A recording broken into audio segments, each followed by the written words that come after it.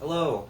All right. First things first, as always, because we always need to do this, we want to sanitize our hands. So we're gonna sanitize our hands. Rub it all over on every surface you can until it is dry. Alright. And then we're gonna need supplies. For this, we're gonna need a watch. I actually do not own a watch, so professionally, you would have one. I don't have one, so we're gonna pretend I have one. Um, and you'd also need something to take notes on and a writing utensil, which I do have. So we're gonna say hi to Mr. Jenkins again. How are you, Mr. Jenkins? You doing okay? Yes. We're gonna check your pulse, okay? Yes. So we're gonna check his pulse. We're actually it would be like this. We're gonna make sure his hands are face down, and never check the pulse with your thumb, but anything else. And you're gonna be checking your watch for about a minute, feeling the pulse.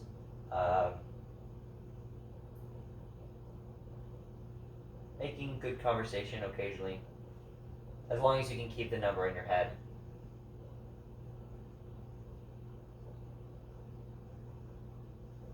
I cannot, so.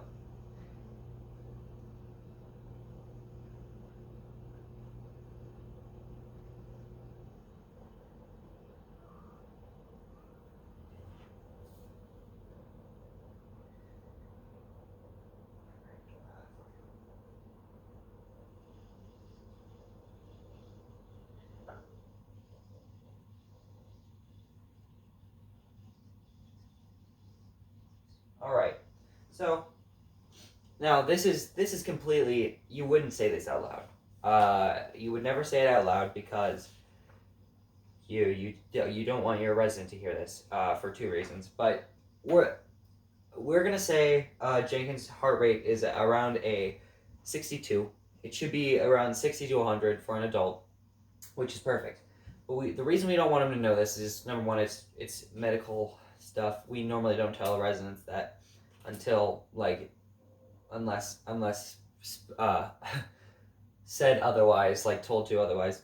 But also because we're not supposed to tell them that we're done checking the pulse yet, because what we're actually going to do is also, we're writing that down by the way. What you're also going to do is, while pretending to check the pulse, now you're going to be watching their chest to make sure that to check their breaths per minute. But the thing is, if you tell them you're checking their breath, then they're going to start breathing abnormally. So you're going to be just watching their chest for another minute.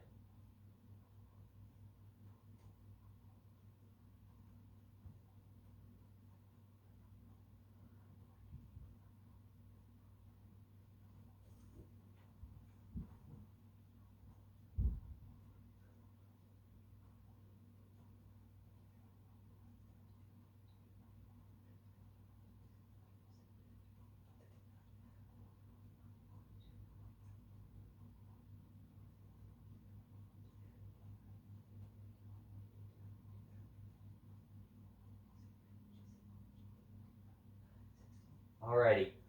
And again, you wouldn't necessarily tell them this, but we're gonna say Jenkins over here is around 13 and a half breaths per minute, which means at the end he breathed in, but when the time ended, he didn't get a chance to breathe out. But which is perfect because breaths per minute should be around a 12 to 20 for an adult. So again, we'd write that down, and then we'd say, "All right, Jenkins, you did amazing. You're all fine and healthy." You're gonna give him a call light just in case he needs to. He probably already has one, but we're making sure.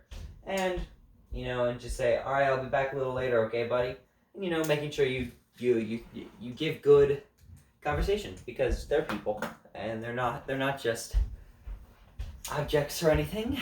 And then you're gonna take off your gloves, making sure to peel from the bottom as to not contaminate anything, which will also probably turn them inside out, which you will dispose of in a wastebasket.